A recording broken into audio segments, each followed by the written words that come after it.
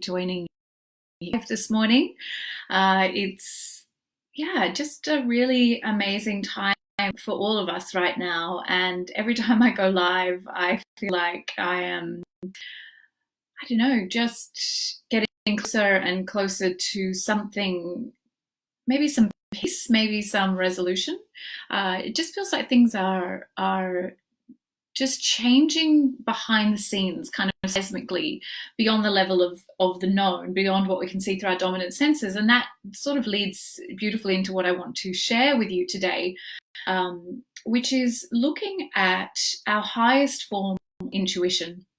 Now, this is something I've spoken about before, but I feel like it bears repeating because it can be very easy for us to fall back into our kind of new age trinkets and superstitions ideas about intuition, and to really forget that it is our highest form of intelligence, and that it is the way that we are in communion with that unseen part of ourselves and the cosmos.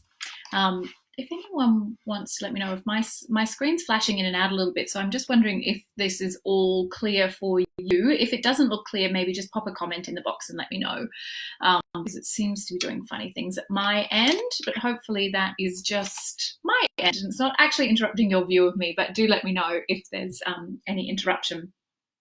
So I want to talk to you today about understanding that there is not just intuition, there is intuitions. And what I train women to become masterful in is non-local intuition. And there's a very good reason for that. So we have two main forms of intuition. We have local intuition and non-local intuition.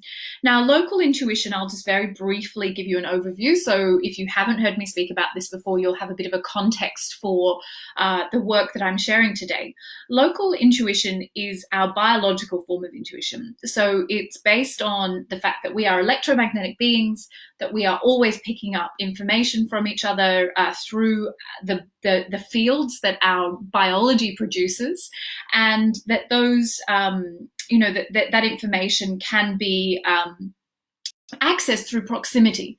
So because we're in the same space and time, I am able to attune or understand what's happening in your electromagnetic field because we're in the same place and time. It's biology. It's happening inside of the 3D, if you like. So within this beautiful dream that we live in, and I'll break down that term and what I mean by that in a moment. Our biology seems solid and it's producing an electromagnetic field, and information can be accessed through proximity. So that's local intuition, and that's what we would describe as being empathic and highly sensitive, is that we are in the fields of other people, electromagnetic fields of other people all of the time. And when we're in proximity to them, and we are accessing information through those fields, often without intention. And that's why we will often feel like we are vulnerable, because we are highly sensitive and empathic. Now, I'm not going to go too far down that rabbit hole today, but if you have heard me speak before, you'll remember or recall that it is absolutely okay to call yourself highly sensitive and empathic if you are also willing to identify the 7 billion other people on the planet in the same way, because it is simply our biology. We are designed to pick up information from one another through our non-dominant senses, through our non-visible senses, and because we don't learn about ourselves in that way, we think it's kind of special or magic, and it isn't.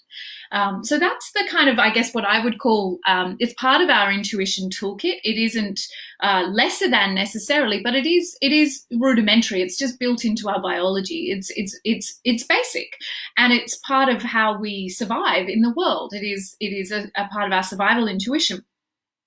What happens when we begin to understand our non-local intuition is that we can bring all of our intuitions into a higher order functioning. And that's why it's so important that we understand that there is another kind of intuition, and this is the non-local. So the non-locality is the idea from quantum physics that there can be communication between particles at a distance, and that distance is irrelevant. So it could be light years apart, or it could be in the next room. But there is a subtle communication happening at the energetic level, not based on proximity, which is what's happening with local intuition. So we are interested in, when we're looking at non-locality, to understand that it is acausal. So we are not looking at a Newtonian concept of reality anymore. We are now looking at a quantum model of reality, which suggests that all time and space is one, and that there is an inherent interconnectedness of all consciousness, and that consciousness precedes matter. So we're not privileging a 3D matter-dominant reality anymore. We are looking at our true nature, which, as science has been telling us for more than 100 years, is that we are pure energy, and that is our truth. That is our primary form, and that it is through our consciousness that we create energy into matter. So let's have a little look at this so we can understand the relationship between non-locality and non-local intuition. So non-locality, as I said, is a quantum physics idea that is based on this truth, or there is the truth within it, that there is an inherent interconnectedness between all consciousness. So all of us are connected in a way that we might call the quantum field, or the divine matrix, or the grandmother spider's web, whatever. Whether you look at ancient traditions or contemporary science, the inherent interconnectedness of all consciousness is what is truth.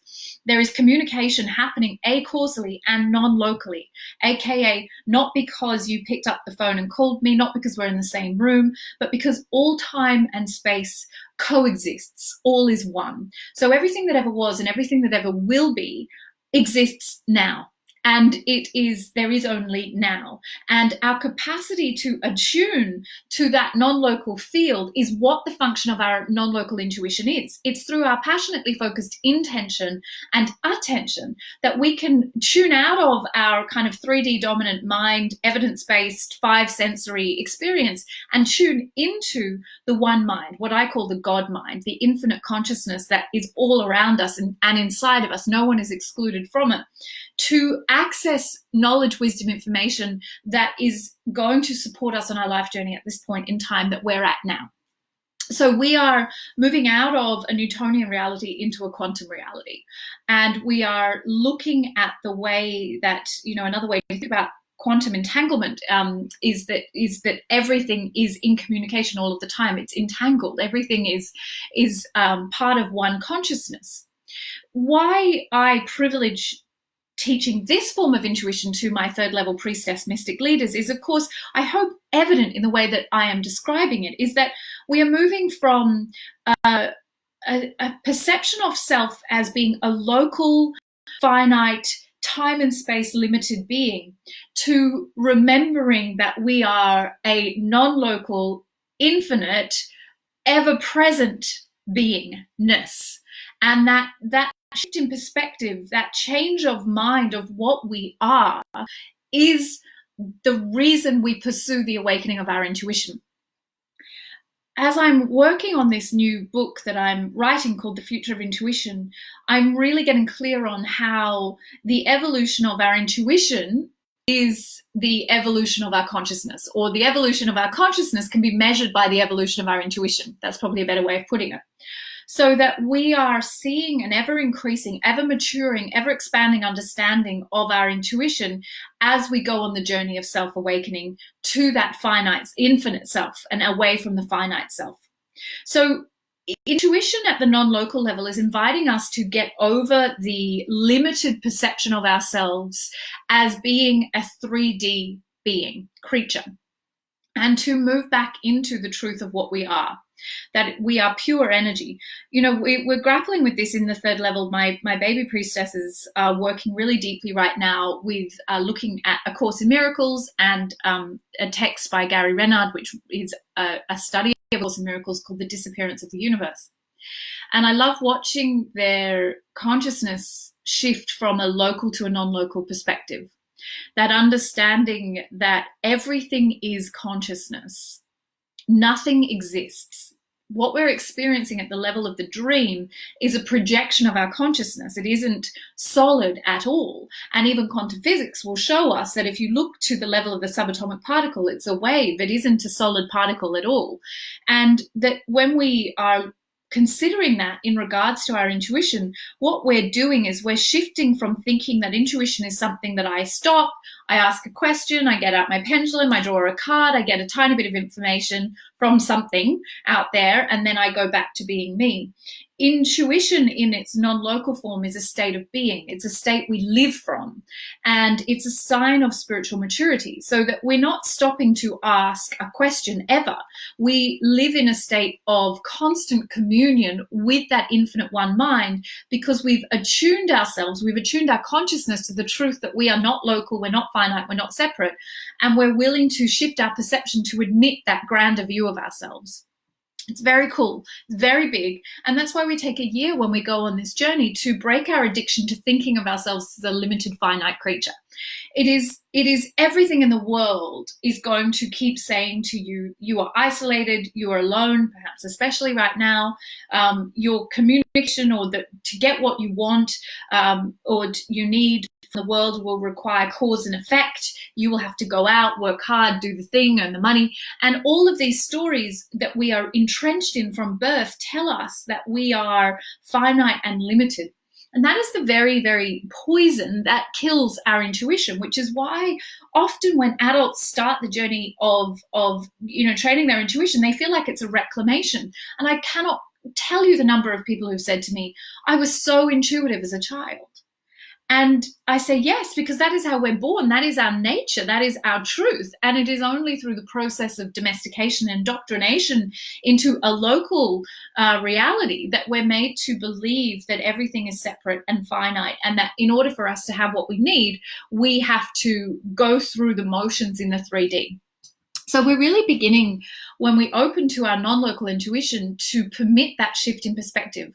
And that's what we're going to spend some time together doing now, because if we're willing to shift our belief or our set point around ourselves and what we are, then we will be willing to open to our intuition in its fullness and live in that state of being that is non-local intuition when we're letting it fully emerge into us. What we can do is limited by trying to understand it with the brain, by the mind. The mind wants to own these ideas, grapple with them, control them, think them through. The only way to truly attune to the space and time, or the no space, no time of your non-local intuition, is to have that embodied experience of my willingness to shift my perception about myself. So I want you just to spend a moment thinking about a story you tell about yourself again and again and again. Now, let that come to you just through, let your subconscious show it to you. Just let it pop up. Now, it could be very simple. In my household, when I was growing up, I was raised to believe that we weren't exercising. We weren't an exercising family. We didn't run. We weren't built to run. We had big boobs. It was not that was not our life. And even though this seems perhaps like a silly or insignificant example, I never aspired to do anything extraordinary with my physical body, because I was told again and again, not from a place of meanness, but just through unchecked storytelling, that I was not a fit person, I was not a sporty person, I wasn't someone who was into exercise.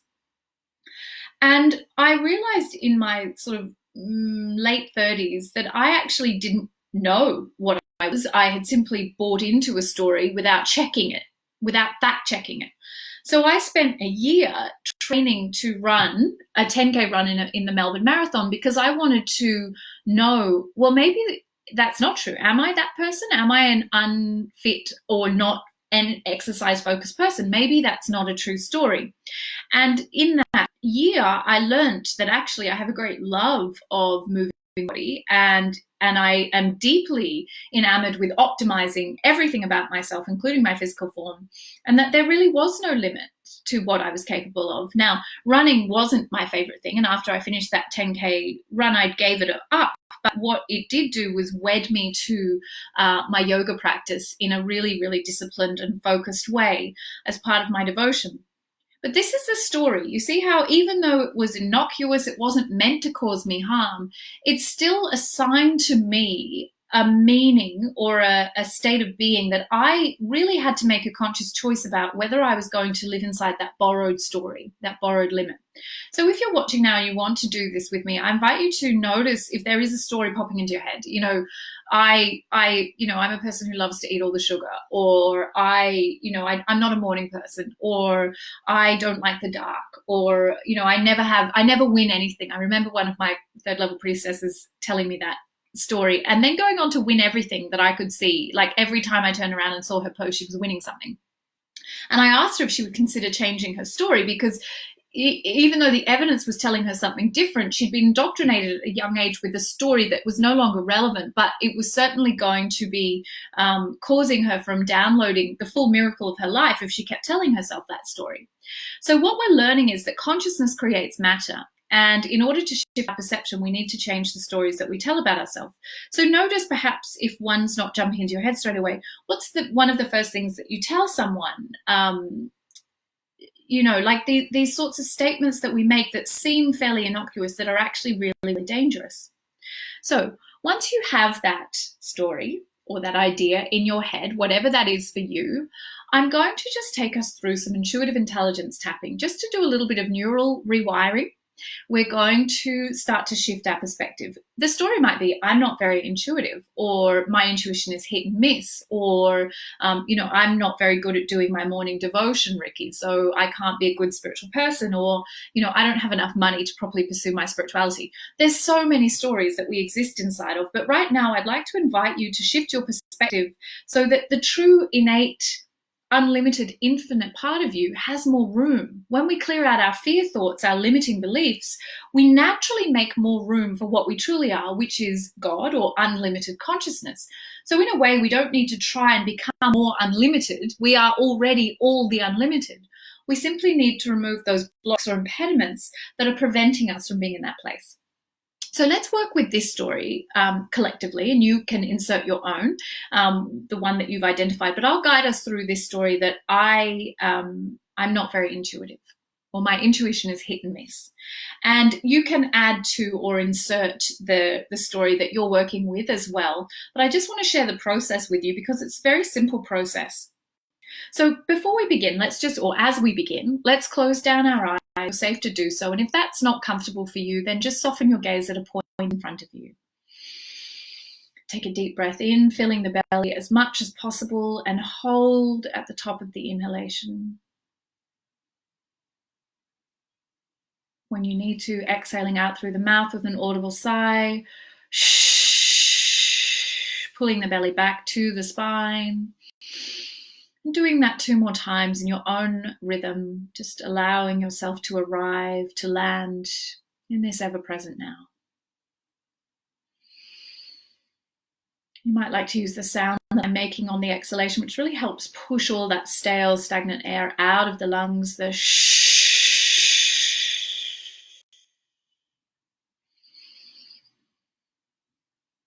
When you've completed your 3 deep yogic breaths, just allowing yourself to return to your own natural rhythm.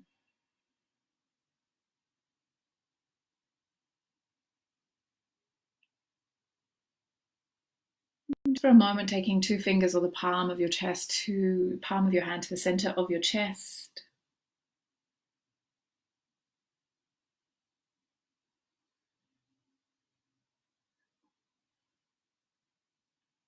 And that touch signifying to our consciousness that we defer now to the wisdom of our heart's intuitive intelligence.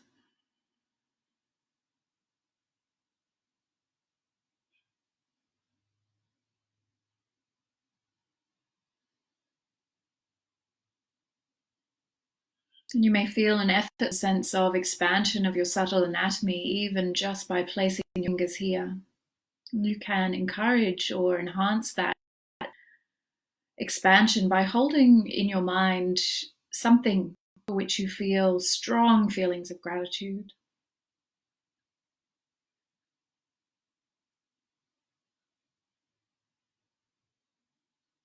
And let that feeling build in your heart center and expand ever outwards through your subtle anatomy, through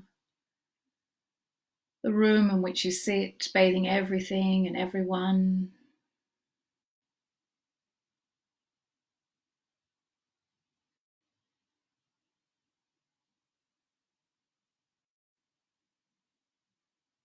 You may even notice a smile coming to your face.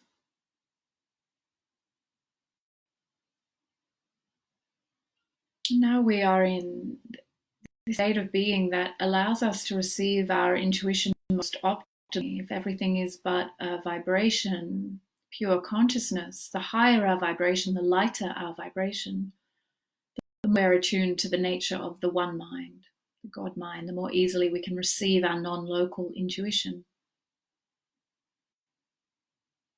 And bring to mind now, perhaps lowering your hand to your lap if it feels more comfortable for you, that story, that fear story, that limiting story that you've been telling yourself or you've been told all your life. Now, as we are going through this process, a story sharpened so sharply into my focus that I was someone here must be working with that story.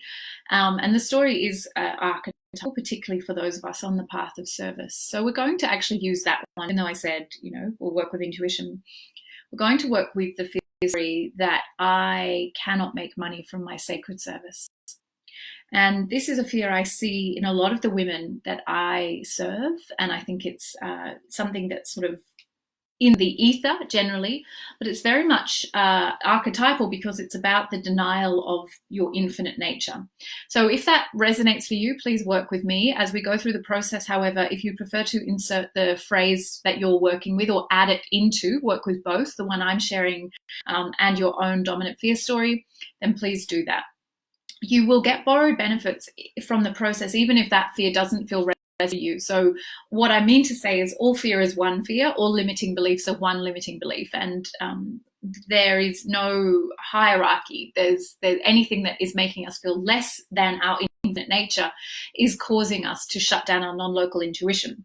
So we're going to use a process from intuitive intelligence tapping, adapted from the work of Steve Wells, as taught by Angelique in the Institute. This is part of the work that my third level priestesses train in, and it's very powerful work. And we're just going to begin by tapping on the side of the hand. So this is an adaptation of tapping or EFT, specifically designed for the women who are serving others as the priestess mystic leader.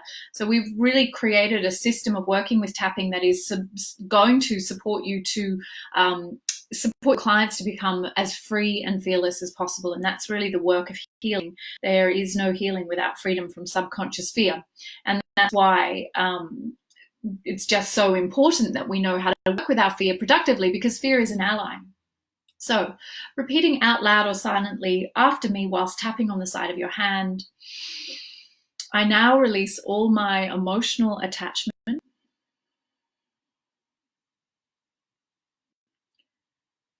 to this fantasy that I cannot make my living from my service. Yeah, beautiful. I now release all my emotional attachment to this fantasy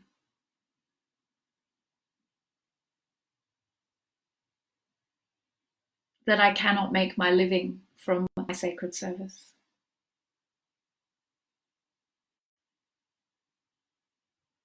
I'm going to pick up Eileen's dominant fear because it's a beautiful layer to that. So what we do as we work through this process is, as we make the dominant statement, the first statement, we then just pause and notice what's beneath that. I now release all my emotional attachment to the fear that I am not born an amazing healer.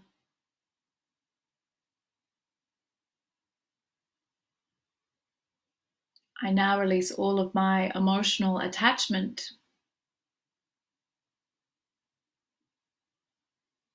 to this fear that I need to work harder than anybody else.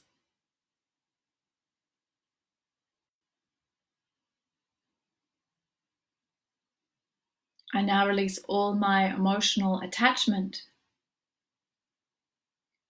to my fear that my intuition is not strong and clear.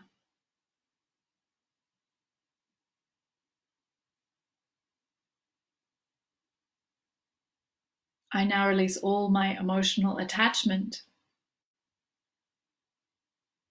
to my fear that I am not good enough to do this work of service.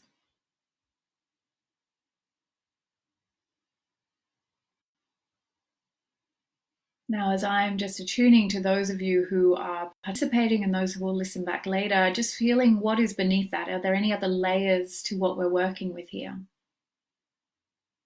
So I now release all of my emotional attachment to my fear that I am not part of the one mind of God.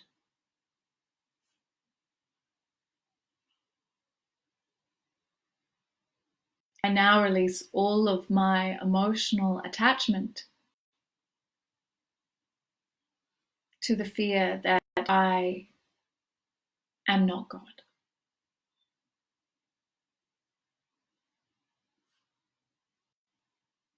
And now the last one here is beautiful. I now release all of my emotional attachment to the fear that I am God. Beautiful, beautiful work.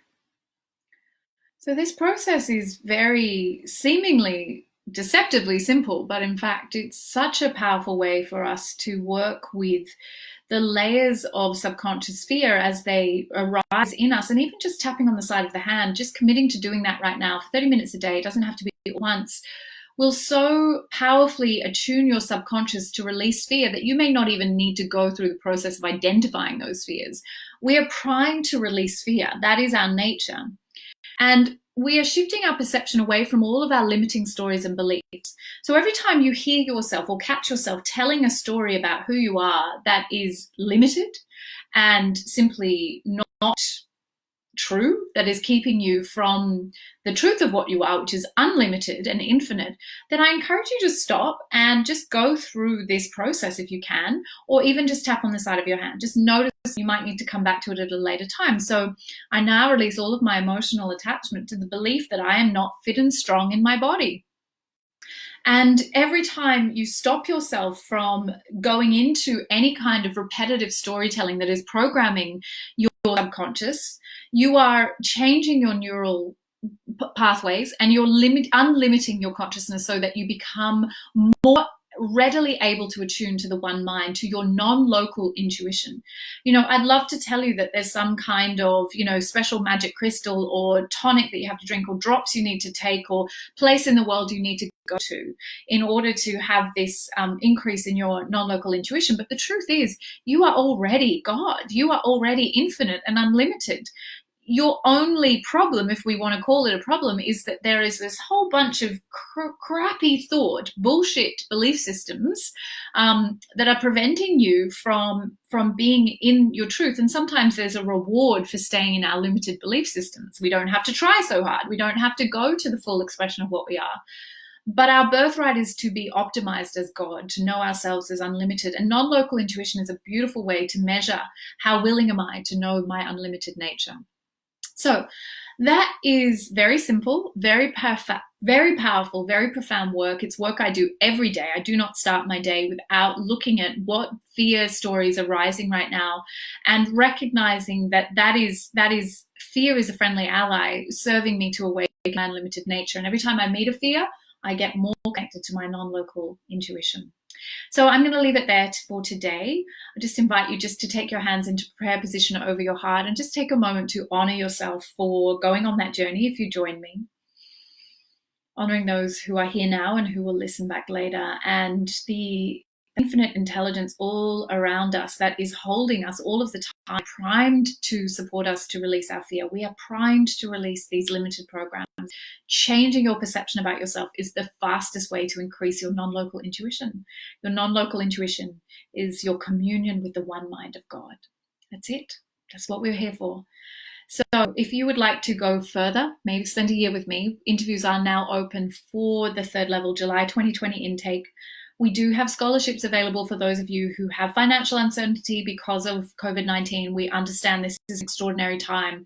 So please do make an interview time if you want to spend 20, 30 minutes with me, getting to know me, having some one-on-one time, and really, tuning into whether this is your time to step out of any limited perception of self, to step into the priestess mystic leader, to do this work on behalf of our others.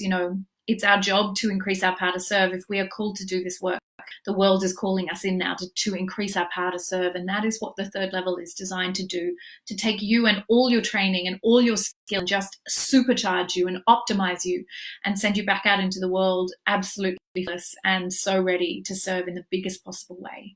So I'll share the link. Please book an interview time if you've got any questions or curiosity. As I said, we do have financial support available for those of you who are facing uncertainty right now, and we don't want you to have to wait. This path is yours. We want you to be able to walk it now. So much love to you all. Bye.